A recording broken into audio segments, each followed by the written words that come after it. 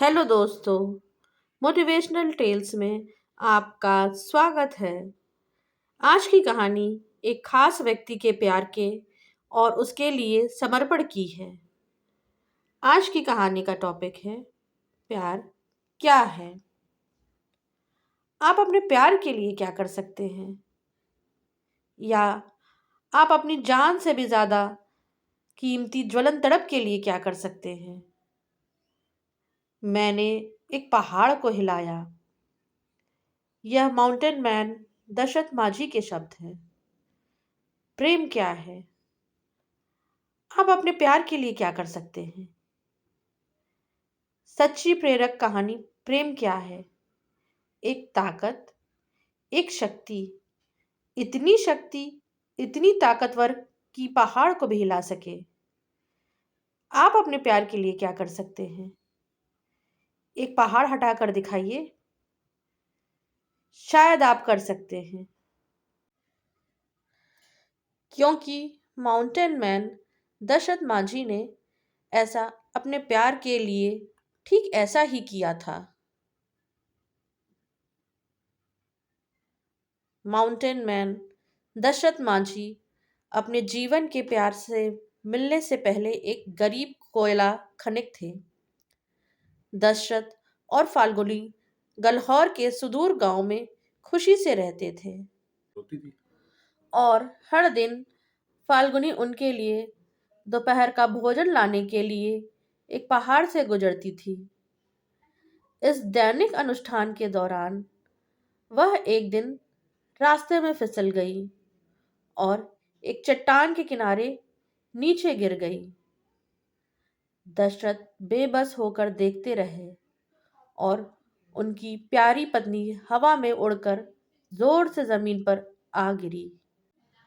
उसने उसे अपनी बाहों में भर लिया, मदद के लिए चिल्लाया, लेकिन कोई भी उसकी चीख नहीं सुन सका। निकटतम अस्पताल 65 किलोमीटर दूर था और एक खतरनाक पहाड़ को पार करने के लिए ट्रेनिंग की आवश्यकता होती है। आप सभी को पता ही होगा। अतः रास्ता उपलब्ध न होने के कारण दशरथ ने अपनी जान से ज्यादा प्यारी पत्नी को अपनी बाहों में मरते हुए देखा। उसके पास केवल 3 बकरियां थीं, लेकिन उसने उसे बेच दिया अपने जीवन का काम शुरू करने के लिए, आवश्यक उपकरण खरीदने के लिए। केवल एक हथौड़े, छेनी और कौवा के साथ सशस्त्र उसने हर दिन चट्टान के बाद चट्टान को तोड़ने में बिताया। बावजूद इसके कि उसके साथी ग्रामीण उसे पागल कहते रहे, लेकिन दशरथ ने फाल्गुनी को खोने से इनकार कर दिया। वह जानते थे कि उस कार्य के बाद ही उसके जीवन जीने का एक बेहतर तरीका होगा, भले ही उन्हें इसे अपने 2 हाथों से तराशना पड़े। जितना अधिक उसका मजाक उड़ाया गया, उनका संकल्प उतना ही मजबूत होता गया। वह सूर्योदय से लेकर देर रात तक काम करता रहा। फाल्गुनी की मौत को व्यर्थ जाने देने से इनकार करते हुए उन्होंने 22 साल से अधिक समय तक हर दिन खून, पसीने और आंसुओं में डूबकर काम और सिर्फ काम किया। उनके समर्पण और निस्वार्थ प्रयासों पर किसी का ध्यान नहीं गया और जो लोग कभी उनका मजाक उड़ाते थे, बाद में वही उनके लिए भोजन और उपकरण लाने लगे। स्थितियां धीरे धीरे बदलने लगीं। हालात बेहतरी के मोड़ लेते नजर आने लगे। दशरथ ने 300 फीट लंबी सड़क बना ली, जिसने 65 किलोमीटर की यात्रा को 2 किलोमीटर से भी कम में समेट दिया।